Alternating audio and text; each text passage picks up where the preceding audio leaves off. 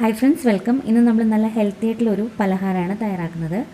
അതിന് വേണ്ടിയിട്ട് ആദ്യം തന്നെ ഒരു 1/4 കപ്പോളം ശർക്കര എടുത്തിട്ടുണ്ട്. ഇനി ഇതിലോട്ട് 1 കപ്പ് വെള്ളം കൂടി ഒഴിച്ച് നമുക്കിതൊന്ന് തിളപ്പിച്ചെടുക്കാം.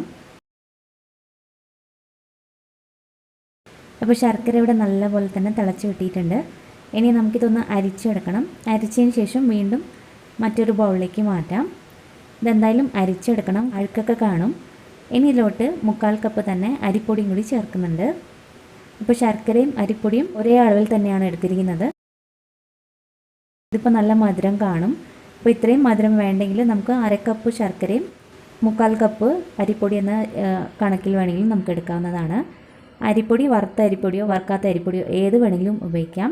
ചൂടോടുകൂടി തന്നെ വേണം അരിപ്പൊടി ശർക്കര പാനിയിലേക്ക് ചേർക്കാനായിട്ട്. നന്നായിട്ട് മിക്സ് ചെയ്ത് കൊടുക്കുക. ഒട്ടും തന്നെ കട്ടയൊന്നും ഇല്ലാത്ത വിധം മിക്സ് ചെയ്തെടുക്കണം.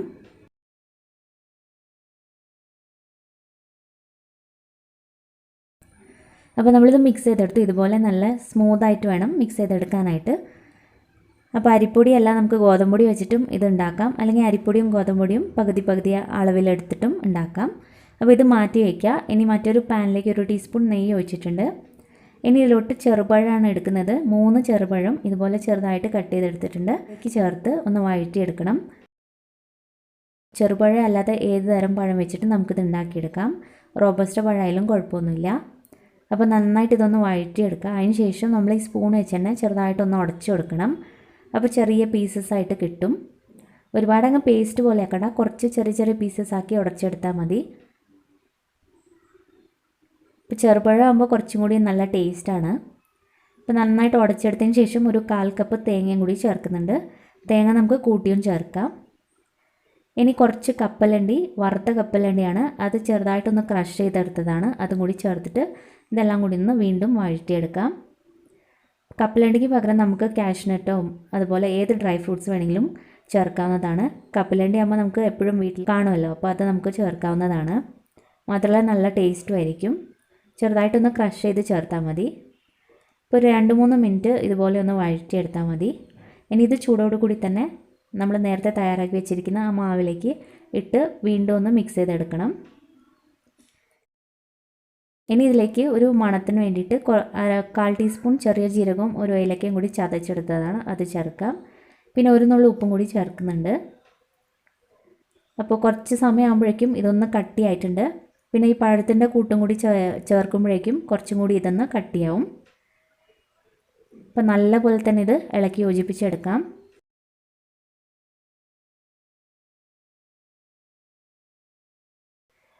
അപ്പോൾ നമുക്ക് ഗോതമ്പൊടിയും അതുപോലെ തന്നെ അരിപ്പൊടിയും പകുതി അളവിലാക്കിയിട്ടും എടുക്കാവുന്നതാണ്.